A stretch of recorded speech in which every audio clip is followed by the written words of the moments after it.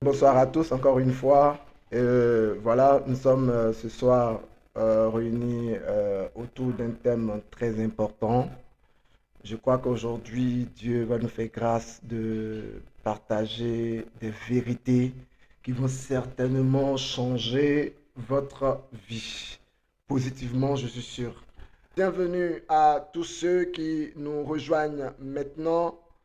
Merci d'être là et merci à Dieu de ce que vous êtes présents sur cette terre. Alors, durant les minutes qui suivent, nous allons ensemble réfléchir autour de ce thème. Pourquoi tu es en danger si tu ignores ta mission de vie? Pourquoi tu es en danger si tu ignores ta mission de vie? Waouh, bien aimé, cette question change tout. Cette question, la réponse à cette question change absolument tout dans la vie. C'est pourquoi je veux t'inviter maintenant à être concentré. J'espère que tu as un stylo, hein, et tu as un cahier à côté de toi pour prendre note. J'espère que tu as quelque chose pour prendre note. Et j'espère aussi que tu es vraiment déconnecté de tout ce qui peut, n'est-ce pas, te distraire. Tout ce qui peut te distraire. Si tu as un casque, hein, ou bien si tu as un écouteur, mets l'écouteur. Éloigne-toi de tout ce qui est bruit et distraction pour mieux comprendre. Parce que nous allons aller très vite. Nous allons aller très vite. Donc, il faut vraiment suivre.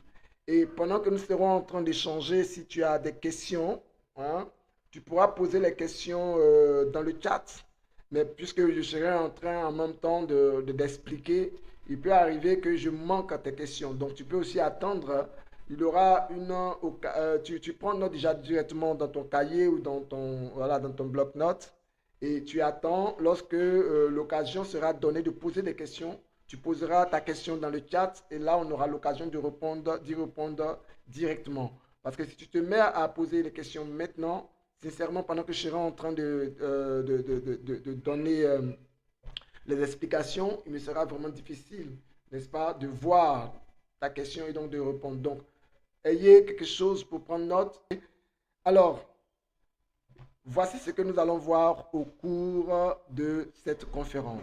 Nous allons avoir quatre parties. La première partie sera déjà la présentation et l'introduction. La deuxième partie, nous allons voir les 5 questions fondamentales auxquelles tout être humain doit répondre. Toute personne doit pouvoir trouver les bonnes réponses à ces 5 questions pour pouvoir réussir sa vie. Donc, tout à l'heure, nous allons voir en deuxième partie donc les 5 questions fondamentales. Et en troisième partie, nous allons voir les 3 types de dangers. Les 3 types de dangers qui sont activés lorsque l'on ignore sa mission de vie. Donc, si vous ignorez votre mission de vie, il y a 3 grands types de dangers qui sont activés dans vos vies. Et sans le savoir, ces dangers-là peuvent vous faire échouer carrément votre vie. Et en quatrième partie, je vais vous donner ma solution gagnante. Cette solution qui m'a permis à moi de pouvoir aujourd'hui être à l'abri de tous ces dangers dont nous allons parler aujourd'hui. Donc, sans plus tarder, nous allons passer à la première partie. Première partie, présentation et introduction. Alors, je me présente. Je suis Armand Delacroix. Je suis coach, coach de vie, écrivain, conférencier. Je suis expert en coaching intégral. J'aide les hommes à découvrir leur mission de vie et à trouver l'équilibre dans les 8 domaines de leur vie. Quand on parle de 8 domaines, on parle de leur vie spirituelle, la santé physique, la santé émotionnelle, les finances, on parle du travail, on parle des relations, de la famille, on parle des loisirs. Donc ces 8 domaines représentent les domaines dans lesquels l'homme doit avoir une sorte d'équilibre pour pouvoir être épanoui. S'il y a un déséquilibre dans ces domaines, l'homme trouve une vie insatisfaite. Donc, voilà, j'accompagne les leaders, les entrepreneurs, les hommes de Dieu, les chrétiens. J'accompagne tout le monde à découvrir leur mission de vie. Et vous voyez sur vos écrans quelques livres que j'ai écrits, hein, parmi lesquels vous verrez le livre Découvrir sa mission de vie pour ne pas tourner en rond. Vous allez voir comment découvrir son don et le manifester au monde. Vous allez voir le livre sur Vivre selon la vision. Il y a le livre sur Penser et agir comme un roi. Et il y a le livre sur Planifier sa réussite. J'ai un livre aussi sur Cap sur la richesse. C'est à ton tour de briller, sèche tes larmes, l'argent et moi, hein, la gratitude active l'abondance et le mindset de croissance.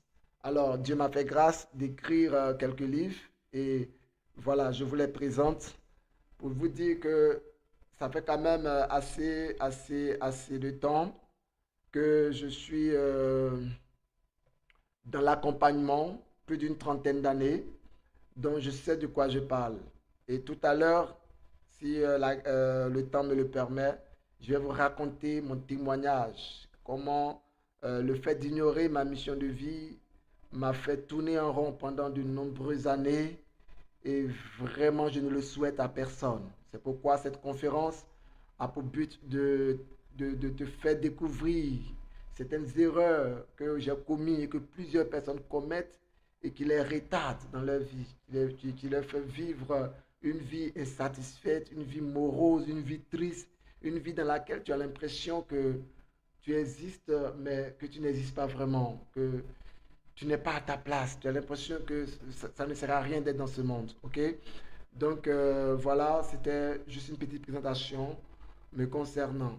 Alors, comme je le disais sans plus tarder, nous allons rentrer dans le vif du sujet. En introduction, j'aimerais te parler de l'être humain. OK? J'aimerais que tu comprennes avec moi que l'être humain est un voyageur qui est à la poursuite du bonheur. Et l'homme sur la terre a besoin des aides de destinée. Qu'est-ce que j'appelle aide de destinée? Vous savez, l'être humain est une invention de Dieu, du Créateur. Et Dieu, le Créateur, l'a envoyé sur la terre comme un pèlerin. Il est en mission. Et pour accomplir sa mission, le Créateur lui a assigné 3 types d'aides de destinée. Sans ces 3 types d'aides, l'homme ne peut pas réussir. Écoute-moi bien et note-le. Sans tes 3 types d'aides de destinée, tu ne peux pas réussir. Vous savez, la réussite n'est pas en fonction des efforts. Et David disait que la victoire n'est pas dans le nombre de chevaux ou de la puissance de son armée, mais la victoire vient de l'Éternel des armées. Pourquoi? Parce qu'en réalité, hein, comme le psaume le dit, si l'Éternel ne bâtit, c'est en vain que les bâtisseurs sont à la tâche. Et Jésus dira que, hors de moi, vous ne pouvez rien faire. C'est pour dire que c'est tellement important d'être aligné avec ces 3 types d'aides de destinée. Ces aides de destinée sont obligatoires pour réussir sa vie sur terre. Parmi les 3 types d'aides de destinée, on a ce que j'appelle les aides spirituelles, on a les aides naturelles et les aides humaines. Alors, nous allons voir ces 3 types d'aides en détail. Mais déjà, quand on parle d'aide spirituelle, il y a plusieurs sortes d'aides spirituelles, mais je vais te donner juste 2 catégories d'aides spirituelles. Je vais te donner 2 catégories d'aides naturelles et 2 grandes catégories d'aides humaines. Alors, avant d'aller plus loin, dis-moi, cette image-là, elle représente quoi pour toi? Quand tu regardes cette image, qu'est-ce que ça te dit tout de suite? Dis-moi en commentaire. Ce que ça te dit tout de suite quand tu vois cette image.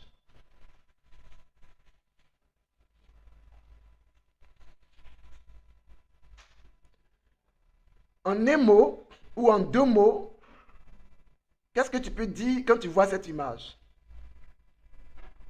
Qu'est-ce que cette image t'envoie comme message? Est-ce que tu peux le dire en commentaire? Est-ce que tu peux le dire rapidement dans le chat? Ok. Fabrice, merci pour la promptitude. Les autres réagissez rapidement pour que nous avançons. Fabrice nous parle de blocage. Ok. Le retard. Ok. Quelqu'un qui est lié. Ok. C'est Carolan.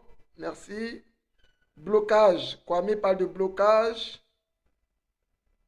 Ok. Micheline. Une charge qui empêche l'homme d'avancer. Ok. Gabé parle de tâtonnement. Le pasteur parle d'un lien. Pasteur Isaac, un blocage. Merci, merci, merci. Ok. Kwaku nous parle d'un homme qui est lié par une boule. Ok. Minos. Ok. Tâtonnement. Barrière. Ok. Kwasi Genibini. Vous avez totalement raison. Vous avez tous raison. Et je suis sûr, nous sommes tous d'accord que cette image n'annonce rien de bon. Cette image présente une situation dans laquelle l'homme n'est pas à l'aise malgré sa détermination. Ok, nous avançons rapidement sur la partie 2. Après l'introduction, nous voyons les 5 questions fondamentales. Quelles sont les 5 questions fondamentales auxquelles tout homme doit répondre tant que tu vis?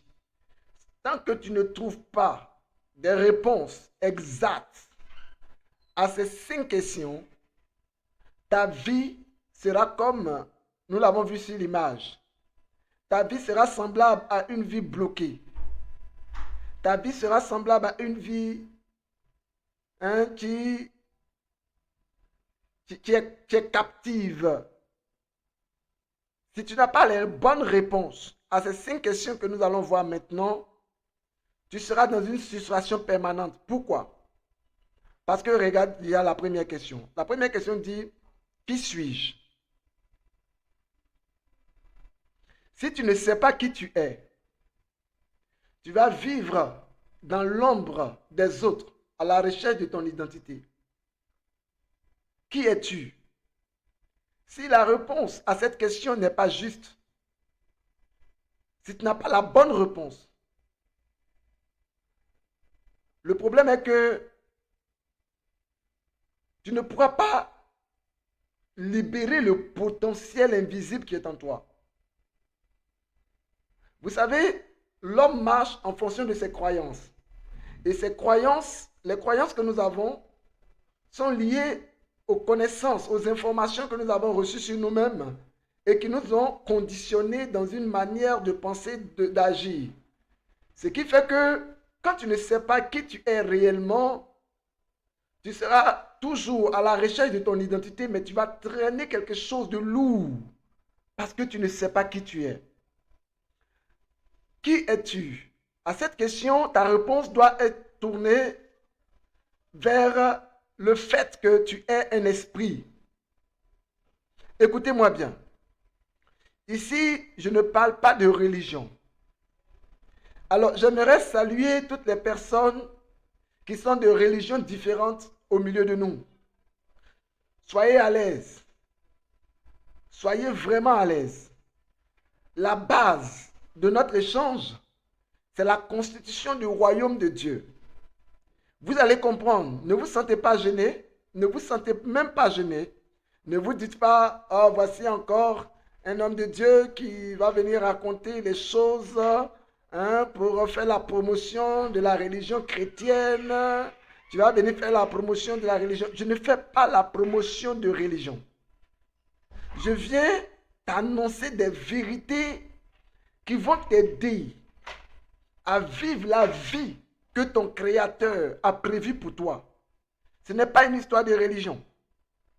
J'aimerais que tu sois à l'aise, que tu sois musulman, que tu sois bouddhiste, que tu sois franc-maçon, que tu sois chrétien, que tu sois chrétien évangélique, catholique, Assemblée de Dieu, baptiste, peu importe, que tu sois musulman, que tu sois mormon, que tu sois ékanquiste ou adepte du Bouddha ou New Age, quelle que soit la religion que tu pratiques, ce message est pour toi. Donc assieds-toi bien et sois à l'aise. Nous allons parler. Tu es une créature exceptionnelle. Tu es un esprit. Et un esprit qui a été créé à l'image et à la ressemblance de Dieu.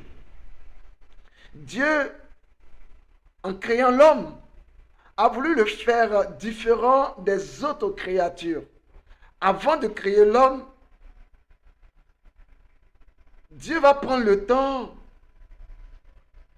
de créer les mondes, de créer les cieux, de créer le ciel et ses habitants, de créer les habitants des cieux, de créer le monde et ses habitants, de créer la terre, de créer les mers, de créer les habitants de la terre, les habitants des mers, de créer tout ce qui est monde végétal, animal et tout. Et quand il finit, il crée l'homme à son image selon sa ressemblance. Donc l'homme ne ressemblait à aucune autre créature. Parce que en créant l'homme, il a créé d'abord un territoire sur lequel il envoyait l'homme pour régner. Et pour créer l'homme, l'homme est un esprit comme lui, il est esprit. Si l'homme est image de Dieu, c'est que l'homme est esprit. Et l'homme en tant qu'esprit, Dieu, pour donner à l'homme de pouvoir dominer sur ce corps, pour dominer sur le monde qu'il a créé, il va lui donner un corps. Et le corps va représenter l'habitacle de l'esprit. Donc, l'esprit va habiter ce corps-là pour pouvoir régner dans le monde dit le monde matériel. Dieu règne dans un monde dit le monde invisible, le monde spirituel. Mais l'homme vit dans un monde matériel. Donc pour pouvoir vivre dans le monde matériel, l'homme devait être recouvert de la matière. Donc Dieu prit la poussière du sol et il a fait un corps et il a soufflé l'esprit. Il a soufflé l'homme dans ce corps-là et l'homme est devenu un être vivant. Donc qui es-tu? Tu es un esprit qui vit dans un corps. Si cette vérité n'est pas acceptée par toi, il te sera difficile de réussir dans ce monde. Parce que ce monde a été fait pour les esprits qui vivent dans des corps, afin de dominer sur tout ce qui existe. Donc si toi, tu crois que tu es simplement un être charnel, ça veut dire fait de muscles, d'os et de chair et de sang, si tu crois que c'est ainsi que tu es, alors tu seras dominé par ceux qui sont des esprits. Le monde n'appartient pas aux faibles. Dans ce monde, seuls les esprits puissants règnent. Or, Dieu t'a fait un esprit très puissant. Tu es un esprit très puissant, mais tant que tu ignores qui tu es vraiment, tu demeures un enfant dans le règne dans ce monde. Et les enfants ne dominent pas. Les enfants sont dominés, les enfants sont conduits, les enfants sont gérés. Tu ne peux pas être un gérant, tu ne peux pas être un décideur, tu ne peux pas être un influenceur, tu ne peux pas gouverner si tu es un enfant. Donc comprends que tu es un esprit. Ça, c'est la première réponse que tu dois, n'est-ce pas, accepter. J'aimerais que tu écrives dans le chat, je suis un esprit. Je suis un esprit. Dis-le du fond de ton cœur, sois fier d'être un esprit qui vit dans un corps. Mais tu es un esprit. Tu vas comprendre pourquoi est-ce que c'est important que de savoir que tu es un esprit. Donc, qui es-tu? Tu es un esprit qui vit dans un corps. OK? Et la deuxième question fondamentale à laquelle toute personne doit aussi répondre, c'est d'où est-ce que je viens? Ici, cette question nous ramène à la provenance. D'où viens-tu? Écoute, ton père et ta mère ont été des véhicules. Ils ont été comme une industrie pour te fabriquer, pour fabriquer le corps. Mais tu es un esprit, n'oublie pas. Ton père a fourni la sémence qu'on appelle le spermatozoïde. Ta mère a fourni l'ovule. Et la fécondation de l'ovule et du spermatozoïde ont produit un corps et que ta mère a gardé dans la matrice et elle a fabriqué, n'est-ce pas, le corps. Et dans ce corps-là, Dieu a envoyé l'esprit que tu es. L'esprit que tu es, il a déposé dans le corps. Ça veut dire que ce n'est pas ton père et ta mère en fait qui t'ont conçu.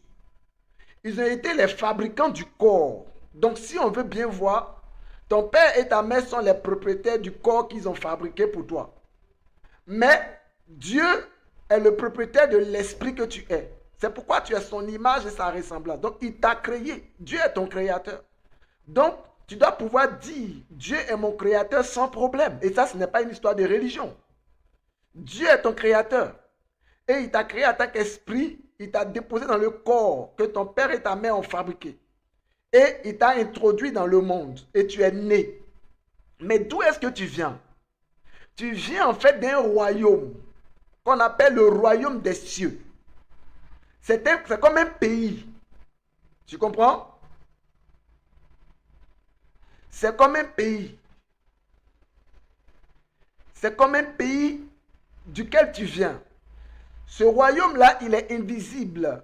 C'est le royaume des esprits, c'est le royaume spirituel. Mais comme toi, tu es un esprit, tu étais dans ce royaume et Dieu a voulu t'envoyer sur le territoire de la terre qu'il a créé afin que tu viennes dominer. C'est pourquoi il a dit, faisons l'homme à notre image, selon notre ressemblance, Genèse 1, 28, qu'il domine. Qu'il domine. Donc, Dieu t'a amené de ce royaume des cieux sur la terre afin que tu sois en mission de domination. Donc tu viens du royaume des cieux. En dehors de cette histoire de religion auquel tu appartiens, écoute, aucune religion ne t'a créé, ne t'a inventé, ne t'a fait venir sur terre. Tu es un esprit qui vient du royaume des cieux. Et Dieu est esprit. Et il t'a créé à son image comme lui. Donc, c'est comme si tu fais partie d'une famille qu'on appelle la famille céleste, la famille divine, la famille royale. Parce que quand on parle d'un royaume, on parle d'un roi et ses enfants et ses serviteurs. Tu es un enfant du roi des rois. Le roi le plus puissant de l'univers, qui est le seul concepteur et créateur de tout ce que nous voyons. Et il t'a créé pour régner. Mais vous savez, normalement, lorsqu'un roi est en train de régner, ses enfants ne peuvent pas régner en même temps que lui. Pour que les enfants du roi puissent régner en même temps que le roi est obligé de les envoyer coloniser un autre territoire. Là, ils règnent sur cette colonie-là pour le royaume qui les envoie. Ils deviennent comme des ambassadeurs, n'est-ce pas, dans une colonie qu'ils vont dominer, qu'ils vont amener à être l'image, n'est-ce pas, du royaume qui les envoie. C'est ainsi que tu es sur terre pour dominer, pour coloniser la terre, pour amener la terre à être l'image des cieux. C'est pourquoi dans la prière que Jésus, le modèle de prière que Jésus va montrer à ses disciples, il a dit, quand vous priez, dites, notre Père, que ton nom soit sanctifié, que ton règne vienne, que ta volonté soit faite sur la terre comme au ciel. Parce qu'au ciel, la volonté de Dieu est parfaite. Mais sur la terre, la volonté de Dieu doit être imposée par ses fils, par ses images, par ses esprits qu'il a envoyés sur la terre. Donc par toi, quelle que soit ton ethnie, quelle que soit ta race, quel que soit le pays où tu es, quelle que soit la famille dans laquelle tu es né, tu es en mission pour ton Créateur. Il t'a envoyé pour dominer sur la terre. Donc, d'où est-ce que tu viens? Si l'on te demande d'où tu viens, ne dis pas je viens d'une relation non désirée de mon père, ma mère. Non.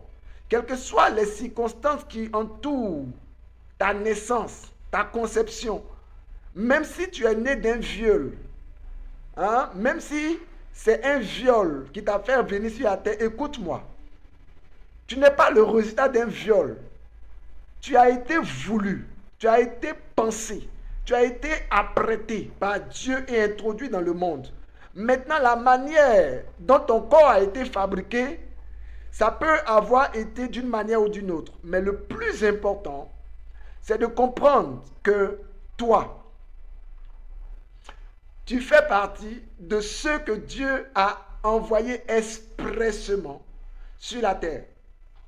Tu viens du royaume, n'est-ce pas? Du royaume de Dieu. La troisième question, après avoir répondu à qui suis-je? Donc, je suis un esprit. Hein?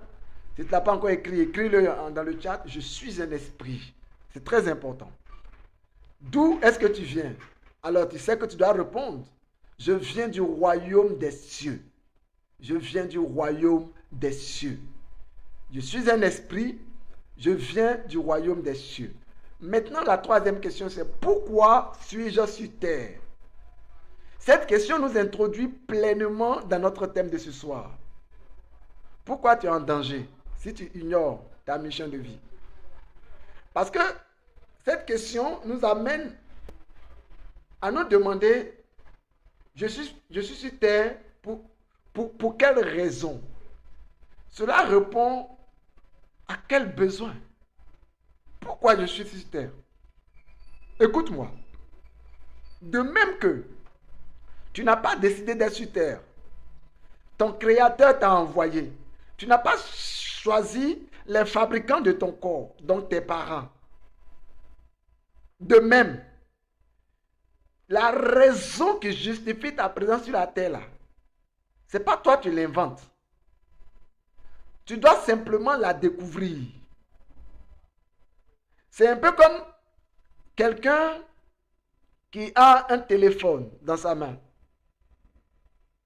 Ce n'est pas lui qui va inventer comment le téléphone doit fonctionner. Ce n'est pas lui qui va le dire. Parce que le concepteur du téléphone a déjà établi comment le téléphone doit fonctionner. Ce n'est pas toi, l'utilisateur, qui va venir vouloir changer les choses.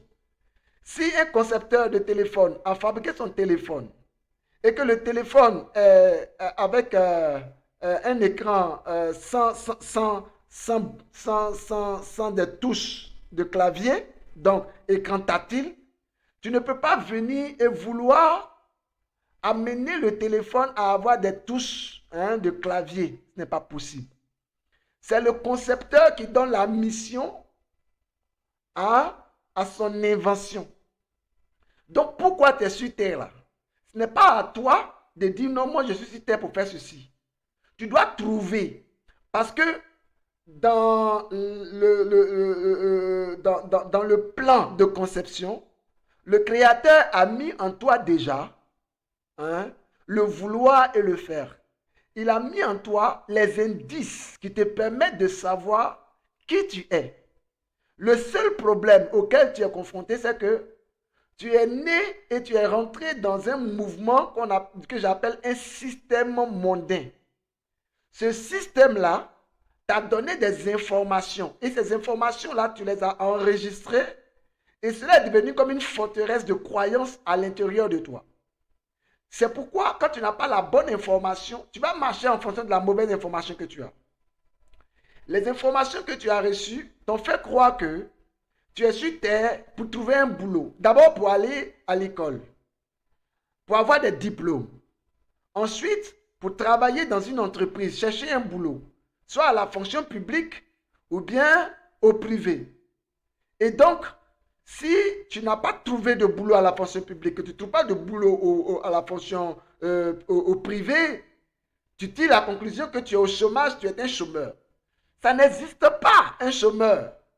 En réalité, le concepteur de ta vie, en t'envoyant sur la terre, il t'avait déjà établi pour un travail. Et c'est ce travail qu'on appelle ta mission de vie. Et c'est ce travail-là qui justifie ta présence sur terre. Donc si tu ne connais pas ce travail, tu seras exploité par des gens qui vont utiliser, parce que pour ce travail, il a mis des qualités, il a mis des capacités, il a mis des dons, il a mis des choses extraordinaires en toi, des compétences. Mais toutes ces compétences-là, ce n'est pas pour les mettre au service d'un employeur qui va t'exploiter, non. C'est pour les mettre au service de ta mission de vie. C'est pourquoi il est important de savoir pourquoi tu es sur terre. C'est pourquoi je te dis que si tu ignores ta mission de vie, tu es en danger. Parce que ce pourquoi tu es venu, ce pourquoi il t'a envoyé, tu ne le feras pas. Mais à un moment donné, tu sais, tu es sur terre pour un temps. Il t'a envoyé sur la terre, de la même manière qu'il t'a introduit par la naissance, il te reprend l'esprit par le phénomène de la mort. Il y a des personnes qui ont peur de la mort. Mais la mort, là, c'est une suite logique. Tout ce qui naît doit mourir. Quand tu nais, tu viens, tu es introduit pour venir accomplir une mission. Et quand l'heure prévue, la date de péremption, vous voyez, quand on fabrique un produit, on lui assigne une date de péremption. Quand la date de péremption est finie, normalement, le produit doit être retiré de l'usage populaire ou bien de l'usage quotidien. Pourquoi? Parce qu'il ne sert plus à rien. Donc, il t'a introduit sur la terre peut-être pour 80 ans, pour certains pour 30 ans, pour certains pour 20 ans, pour certains pour 10 ans. Mais quand le temps est fini, ça sera le temps de rentrer à la maison. D'où viens-tu? Tu viens du royaume des cieux. Et quand tu finiras ta mission, tu dois retourner. Donc la mort, c'est le moyen de dire au revoir à la terre. C'est de dire à la terre, qu'est-ce qui meurt en fait? Ce n'est pas ton esprit qui meurt, mais c'est le corps qui t'a donné de pouvoir dominer sur la terre là. Tu retournes à la terre. Donc c'est ce qu'on appelle la mort. Le corps arrête de fonctionner. Donc comme le corps arrête de fonctionner, tu retournes, n'est-ce pas, à la mort. Ok? Ok. Est-ce que ça va jusque-là? Dites-moi, dis-moi si ça va. Si c'est pas trop fort, si c'est bon, on peut continuer. Hein? Pendant ce temps, je lis quelques commentaires. Je viens du royaume des cieux, déporté sur terre pour accomplir une mission de la part de celui qui m'a envoyé sur terre. Yes. Très juste, très juste, très juste, Brou Alexis. Très juste. Je suis un esprit, je viens du royaume des cieux. Yes, Philemon. Je suis un esprit qui vient du royaume des cieux pour accomplir une mission pour mon Créateur. Yes. Pour Rose, c'est très bien. Alléluia. C'est bien. C'est bien, c'est bien, c'est bien. Ok. Donc, si tu comprends pourquoi tu es sur terre, tu dois comprendre que la société dans laquelle nous sommes ne nous aide pas à découvrir notre mission de vie. Au contraire, le système dans lequel nous sommes nés a été biaisé et corrompu et aujourd'hui conduit par les puissances invisibles, par les forces des ténèbres. C'est pourquoi il y a l'esprit du mensonge qui va te faire accepter des mensonges comme des vérités. Te faire croire par exemple que tu es sur la terre, que si tu n'es pas allé à l'école, tu ne pourras pas réussir. Que si tu n'as pas un boulot bien placé, tu n'auras pas d'argent. Donc pour avoir l'argent, il faut faire des amours, il faut faire des pratiques mystiques, il faut se donner au diable, il faut faire des incantations, il faut vendre de la drogue, il faut être corrompu. Et tout ça, ça c'est le message que te donne la société. Mais laisse-moi te dire, la vérité est tout autre. Celui qui t'a envoyé sur la terre, là, il est celui qui a créé l'or, qui a créé l'argent. Il est l'inventeur du pétrole. Il est l'inventeur du diamant. Il est l'inventeur de toutes les richesses de ce monde. L'argent ne lui manque pas. Il n'est pas à court. Regarde, la Bible nous présente que dans le royaume des cieux, les rues sont en or. Les rues là, les rues là, c'est de l'or. Et les murailles là, c'est en pierre précieuse. Ça veut dire que la richesse ne manque pas dans le royaume. Et c'est pourquoi le Créateur nous dit, recherchez premièrement le royaume et la justice de Dieu, et tout le reste vous sera donné. La vérité est que pour pouvoir réussir dans ce monde, il faut être en symbiose avec ta mission de vie. Il faut être connecté avec les aides de destinée. Alors, les richesses du royaume se tourneront vers toi. Tu n'as pas besoin d'être malhonnête. Tu n'as pas besoin de te corrompre. Tu n'as pas besoin de faire des choses qui ne sont pas en adéquation avec ta manière d'être. C'est-à-dire un esprit pur qui vient du royaume des cieux. C'est pourquoi il est important que tu entendes ce message, que tu suives jusqu'au bout. Ça va t'aider. Ça va t'aider. Alors, pendant que tu suis, si tu trouves que le message est bon, n'hésite pas à partager à quelqu'un. Hein? Envoie un ami qui nous suive rapidement, qui nous rejoigne, qui vient prendre ce message en cours, parce que ce qu'il va entendre, il va te dire merci. On continue avec la 4e question fondamentale à laquelle toute personne doit répondre et bien répondre pour pouvoir réussir. De quoi suis-je capable? Cette question, bien aimé, nous ramène au potentiel, à la capacité. Vraiment, je m'excuse, hein, comme je le disais, je suis sorti d'un rhume hier là, et ma voix est vraiment touchée. Donc, c'est la grâce de Dieu qui me permet de le faire parce que cela fait partie de ma mission de vie. Voilà, donc, on parle de capacité en fait, vous comprenez? Cette capacité-là, elle est intrinsèque, elle est spécifique à toi. Il y a une capacité qui est liée à toi et à toi seul. Il y a des choses que toi seul peux accomplir sur la terre. Écoute-moi. Voici pourquoi tu es important. Tant que tu es encore sur terre, il n'est pas encore tard. Pourquoi? Parce que le jour où il va dire ta mission est finie, ou bien le temps que je t'avais donné pour ta mission est terminé, rentre à la maison. Écoute, ça sera trop tard. Mais tant que tu respires, tant que tu vis encore, il n'est pas encore tard. Quel que soit ton âge. Même si tu as l'impression que tu vas mourir dans 1 an, dans 2 ans, que tu es trop vieux, il n'est pas encore trop tard. S'il te permet d'être encore sur terre, tu peux encore servir. Tu peux encore accomplir ta mission de vie. Mais le plus important, c'est de découvrir quelle est ta mission de vie. Donc, il y a des capacités exceptionnelles que Dieu a mis en toi. Et ces capacités-là doivent te permettre de servir le monde. C'est ce que l'on appelle les dons. Il y a des dons qui sont spécifiques à toi. C'est toi seul. Et le monde que tu vois autour de toi, tout ce que tu vois, c'est l'expression des dons des hommes. Quand Dieu a créé le ciel et la terre, et qu'il a rempli la terre d'habitants, de végétaux, des animaux, à part cela, tout ce que tu vas voir après, ce sont les créations des hommes. Les immeubles, ce sont les dons des hommes. Tu les as fait arriver jusque-là. Les constructions, les voitures, les quoi? Aidez-moi. Qu'est-ce que l'homme a inventé? La lumière, l'ordinateur, le climatiseur, les automobiles, l'avion, les fusées. Tout ça, c'est l'expression des dons des hommes.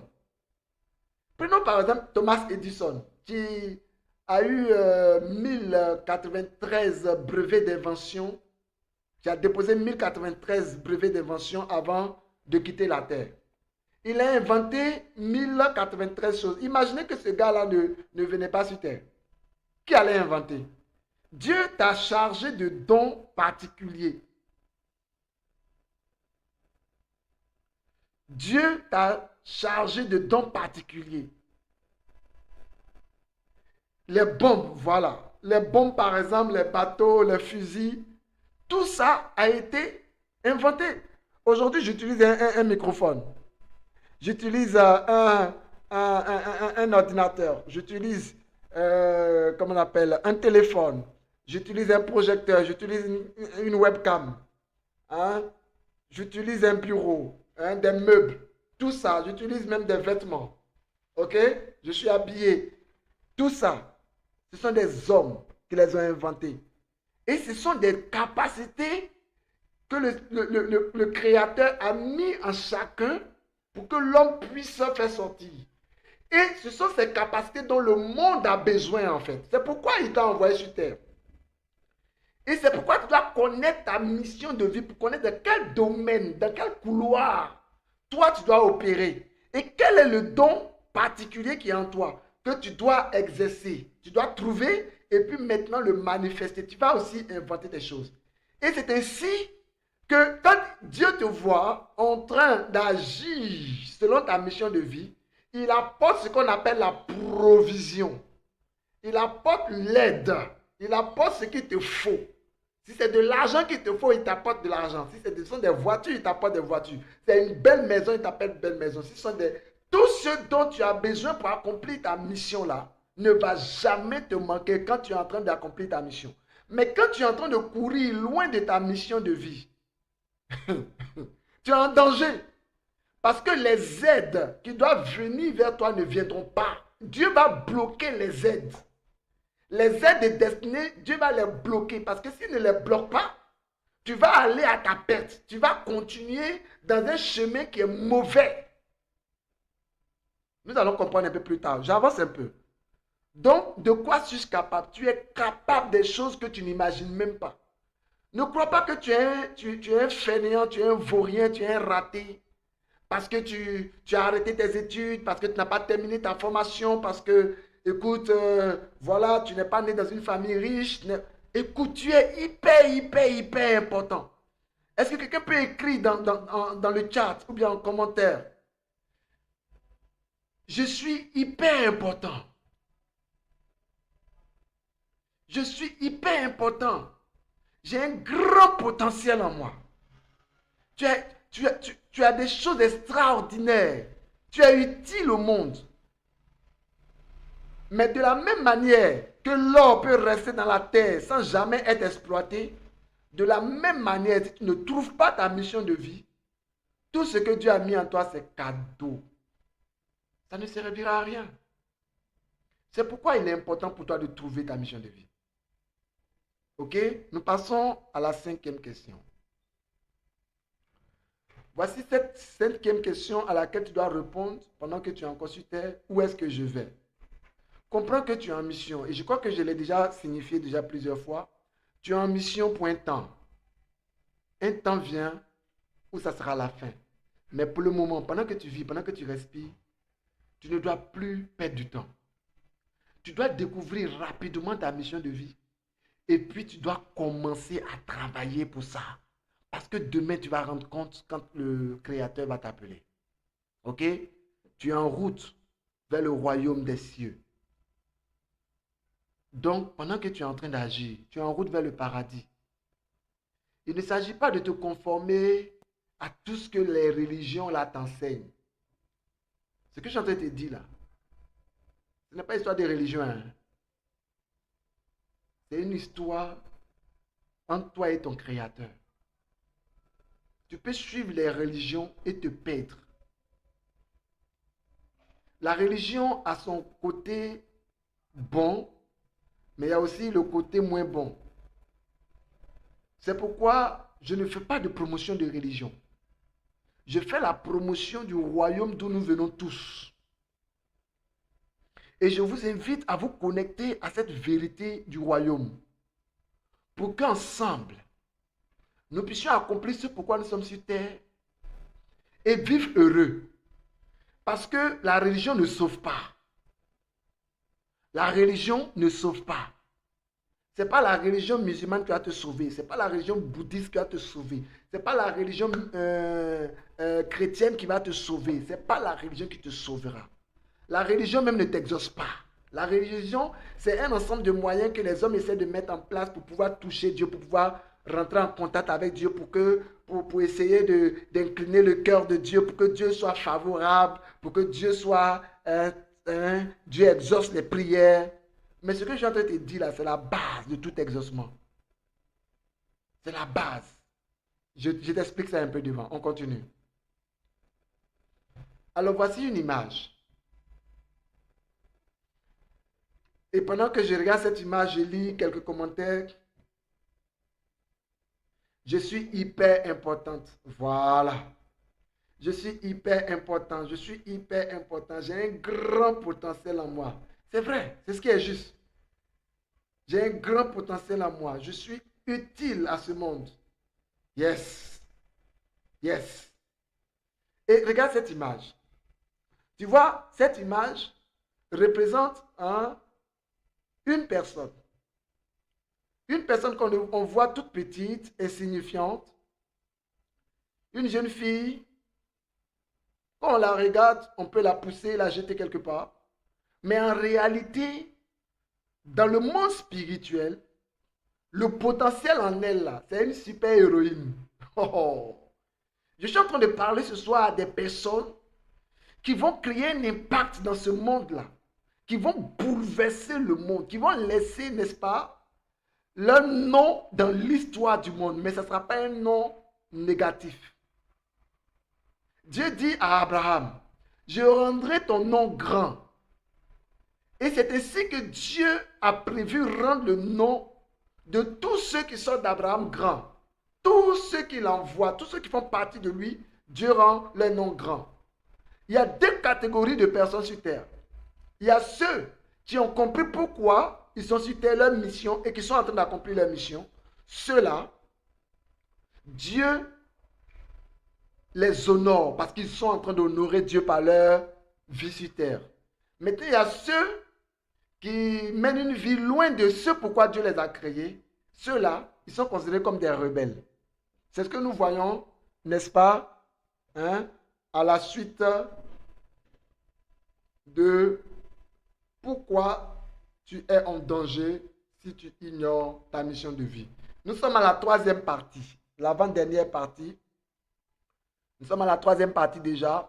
Maintenant, nous allons voir les trois dangers, les trois types de dangers qui sont activés lorsque tu ignores ta mission de vie. Peut-être que déjà, tu es victime de certaines manifestations. Peut-être que déjà, tu vas reconnaître des symptômes, n'est-ce pas, dans ta vie, en fonction des dangers dont nous allons parler. Tu vas voir que peut-être que déjà, il y a certaines choses que tu as déjà déclenchées, qui sont déjà actives, mais cette conférence peut t'aider à reprendre l'avantage, ok? C'est très important. Alors, voyons à présent les trois grands types de dangers. En nous posant déjà cette question. Que fait un fabricant de robots quand son robot ne lui donne pas de satisfaction? Supposons qu'un robot est fabriqué par un homme et cet homme dit je fabrique un robot parce que, écoute, moi, je n'aime pas faire la cuisine. Donc, je me fais un robot qui va cuisiner pour moi. Donc, c'est un robot cuisinier. Il conçoit son robot, il met les paramètres et puis il lance le robot. Il voit que tout ce qu'il a mis dans la conception du robot permet au robot de faire la cuisine normalement, de faire très bien la cuisine. Il fait le test, il voit que ça marche, tout fonctionne bien. Et il met maintenant le robot à la maison et il va au travail. Il a programmé le robot pour faire la cuisine et à son retour, normalement, tout devait être prêt. Il arrive et il se rend compte que le robot n'a pas fait la cuisine. Et comme il a un système d'échange avec son robot, il demande, mais pourquoi tu n'as pas fait la cuisine? Il dit, le robot lui répond, ben, j'étais en train d'arranger la maison, j'ai nettoyé le sol, j'ai fait le ménage, j'ai arrangé toutes les affaires, j'ai tout fait. Le robot a tout fait, sauf faire la cuisine pour laquelle il a été fabriqué. Comment se sentira ce fabricant? Et puis imaginez que le robot lui demande de lui donner une nouvelle fonction, une nouvelle fonctionnalité qui va lui permettre d'aller nettoyer la cour et la rue. Donc, le robot veut imposer sa volonté au fabricant. Comment se sentira le fabricant et qu'est-ce que le fabricant va faire de ce robot-là? Je vous assure, soit il détruit le robot, il détruit carrément le robot dans le but de fabriquer un nouveau robot, ou bien il essaie de faire des ajustements pour voir si le robot va enfin accomplir ce pourquoi il a été inventé. Alors, voici cette illustration-là pour vous faire comprendre le danger d'ignorer sa mission de vie. Le robot en question dont nous avons parlé a été créé pour faire la cuisine, pour cuisiner. Mais si le robot ne fait pas, il y a deux raisons pour une personne qui n'accomplit pas sa mission de vie. Soit, la première raison, c'est que la personne ne sait pas quelle est sa mission de vie. Donc la personne est dans l'ignorance. Mais nous savons que nul n'est censé ignorer la loi. Ça veut dire quoi? L'ignorance n'est pas une excuse, n'est pas une raison. Tu peux ne pas savoir, mais le fait de ne pas savoir ne te met pas à l'abri. Le fait de ne pas savoir ne va pas dire que Dieu va dire, comme tu ne savais pas, non. Il dit, mon peuple périt parce qu'il est dans l'ignorance, parce qu'il lui manque la connaissance.